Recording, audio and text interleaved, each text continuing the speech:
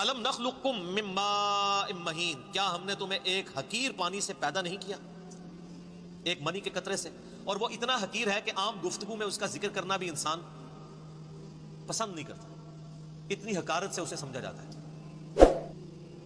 جسم سے نکل جائے تو غسل فرض ہو جاتا ہے، کپڑے دھونے ضروری ہو جاتے ہیں، اس سے جان چھڑانا ضروری ہو جاتا ہے۔ اسی کے اندر اللہ تعالیٰ نے انسان کی اوقات رکھ دی ہے کہ انسان کبھی اپنی پیدائش کے اوپر غور کرے تو کبھی اس کے اندر اکڑ نہیں آ سکتی۔ اور دیکھ لیں کوئی دنیا کا بڑے سے بڑا انسان، اس کی پیدائش ہوئی اسی طریقے سے۔ ایک حضرت عیسیٰ علیہ السلام اور حضرت آدم علیہ السلام کی ایکسیپشن ملتی ہے نا، ادروائز بڑے سے بڑا کوئی پیغمبر ہو، بڑے سے بڑا کوئی فلاسفر ہو، بڑے سے بڑا کوئی جو ہے وہ سائنٹسٹ ہو، وہ پیدا اسی طریقے سے ہوا، ایک حقیر بے قدر پانی سے۔ تو اللہ تعالیٰ کیا تمہیں ہم نے اس حقیر پانی سے پیدا نہیں کیا؟ فجعلناہ فی قرار مکین، پھر ہم نے اسے رکھ دیا ایک محفوظ جگہ، رحم مادر میں، ماں کے پیٹ کے اندر بڑی مضبوط جگہ، 3 یعنی پرتوں کے اندر اللہ تعالیٰ نے اسے محفوظ کیا، ایک جنین کی فارم میں، ایک ایمبریو کی فارم میں، پھر اس کے اندر اللہ تعالیٰ نے جس طریقے سے نقش و نگاری فرمائی ہے وہ تو نہ ماں کو پتا ہوتا ہے نہ باپ کو پتا ہوتا ہے۔ ماں باپ ویسے عزت اویل کرتے رہے، وہ تو بیچارے ذریعے ہیں، صرف کرنے والا تو اللہ ہے۔ نہ باپ کو پتا ہوتا ہے کہ کیا ہوا، نہ ماں کو پتا ہوتا ہے کہ کیا ہوا۔ الی قدر معلوم، ایک معین مدت تک کے لیے۔ فقدرنا، تو ہم نے ایک اندازہ ٹھہرایا، فنعم القادرون، تو کتنے ہی بہتر ہم اندازہ ٹھہرانے والے ہیں۔ ویل یومئذ للمکذبین، لیکن یاد رکھنا یہ جو ہم نے پیدا کیا اور دنیا میں بھیج دیا، یہ اسی طریقے سے تمہیں چھوڑ نہیں دیا۔ سیریس کریشن ہو تم اللہ کی، اس نے تمہیں کسی مقصد کے لیے پیدا کیا ہے، اور اس میں ہی قیامت مضمر ہے اسی جملے میں کہ ویل یومئذ للمکذبین۔ اب جو پھر رب کو ریسپانس نہیں کرے گا اس کے لیے تباہ و بربادی ہے قیامت والے دن۔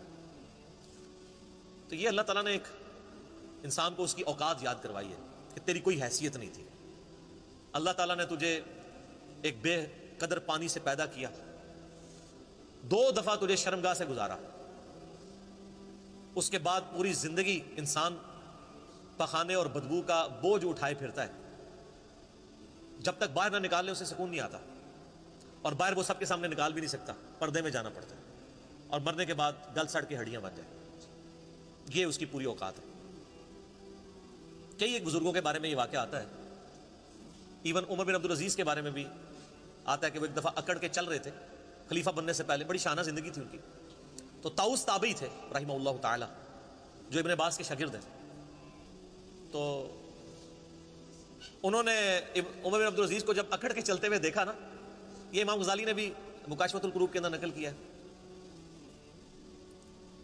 تو انہوں نے عمر بن عبدالعزیز کو مخاطب کر کے کہا کہ ایسے شخص کو زمین پہ اکڑنے کی کوئی اختیار حاصل نہیں ہونا چاہیے، اس کی کوئی حیثیت نہیں کہ زمین میں اکڑ کے چلے، کہ جو ایک منی کے ناپاک قطرے سے پیدا ہوا ہے اور 2 دفعہ شرمگاہ سے گزارا گیا ہے، اور اپنے پیٹ میں پخانے کا بوجھ اٹھائے پھرتا ہے، اور مرنے کے بعد گل سڑ کے ایک مردہ ہوگا۔ وہ دیکھ لینا فوراً بو پڑنا شروع ہو جاتی ہے، تھوڑی سی لاش کو ڈیلے کرتے ہیں۔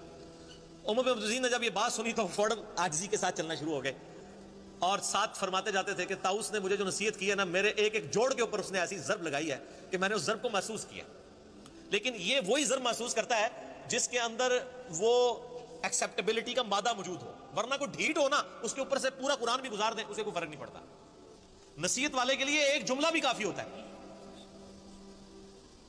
اسی طرح کا واقعہ حجاج بن یوسف کے بارے میں ملتا ہے کہ وہ بھی بڑا اکڑ کے چل رہا تھا، اور طاؤس تابعی گزر رہے تھے، تو پیچھے سے کسی نے اناؤنسمنٹ کی کہ بھی راستہ چھوڑ دو، گورنر حجاز آ رہے ہیں۔ تو طاؤس تو پھر تابعی تھے، ابن عباس کے شاگرد، ان کا تو تزکیہ ہوا تھا، وہ ان بادشاہوں کو کیا سمجھتے تھے؟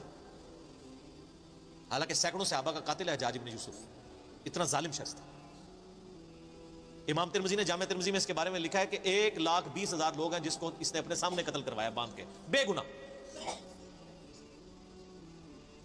لیکن جو اللہ والے ہوتے ہیں وہ پھر ان چیزوں کو خاطر میں نہیں لاتے۔ تو حضرت طاؤس نہیں ہٹے، تو حجاج حیران ہوا کہ یہ کون سا بندہ ہے، ان کے پاس آگے کھڑا ہوا اور کہا کہ تم مجھے جانتے نہیں ہو؟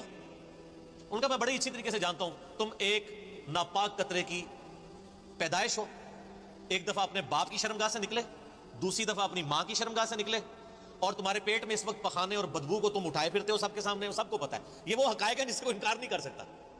اور مرنے کے بعد تم گل سڑ کے ایک مردے کی فارم میں پڑے ہوگے. میں بڑے اچھے طریقے سے تمہیں جانتا ہوں. وہ یہ سمجھ رہے تھے کہ یہ کہے گا کہ تم جو آل امیہ کے جو اتنے بڑے گورنر ہو، انہوں نے کہا میں بڑے اچھے طریقے سے جانتا ہوں. تو جس طرح حضرت ابراہیم علیہ السلام کی گفتگو سن کے وہ بادشاہ جو ہے ششدر رہ گیا تھا نا، اسے کوئی بات ہی نہیں آئی تھی. حجاج ابن یوسف کی بھی زبان بند ہو گئی کہ اس طریقے سے بھی مجھے کوئی جواب دے سکتا ہے، اور وہ خاموش ہو کے وہاں سے چلا گیا. سر ان لوگوں کی تربیت قرآن سے ہوئی تھی. یہ جو جملے بولا کرتے تھے نا، قرآن سے ہی بولا کرتے تھے نا. قرآن یہی تو بات کر رہا ہے. ہمیں واقعات یاد رہتے ہیں لیکن قرآن تو ہم نے پڑھنا نہیں ہوتا. قرآن یہی تو بات کر رہا ہے.